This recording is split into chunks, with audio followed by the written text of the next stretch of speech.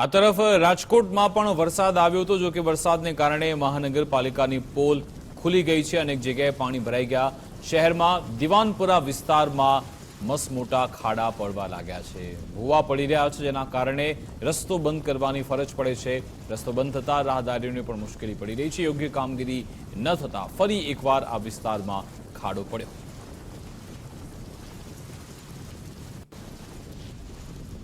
રાજકોટ શહેરમાં સામાન્ય વરસાદમાં જ મનપા તંત્રની પોલ ખુલતી હોય એવી ઘડી અનેક એવી ઘટનાઓ સામે આવે છે। રાજકોટમાં એક તો સામાન્ય વરસાદની અંદર જ પાણી છે તે ભરાઈ જતા હોય છે, ને હવે સામાન્ય વરસાદમાં મોટા ખાડા પણ પડી જતા હોય એ પ્રકારની ઘટના સામે આવી છે। રાજકોટના દિવાનપરા વિસ્તારની અંદર આ ઘટના સામે આવી છે, જેમાં સામાન્ય વરસાદની અંદર જ મસ્ત મોટો ખાડો જે રસ્તો છે ત્યાં પડી ગયો છે, ને એના લીધે રાહદારીઓને ભારે મુશ્કેલી પડી રહી છે।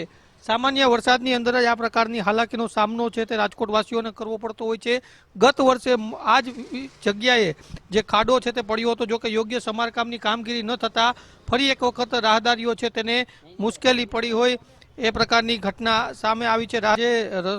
જે રસ્તો છે દિવાનપરાનો તે અહીંથી નીકળે છે, ને ત્યાં આ મસ્ત મોટો ખાડો છે તે પડી ગયો છે, અને એના લીધે રાહદારીઓને ભારે મુશ્કેલીનો સામનો છે તે કરવો પડી રહ્યો છે।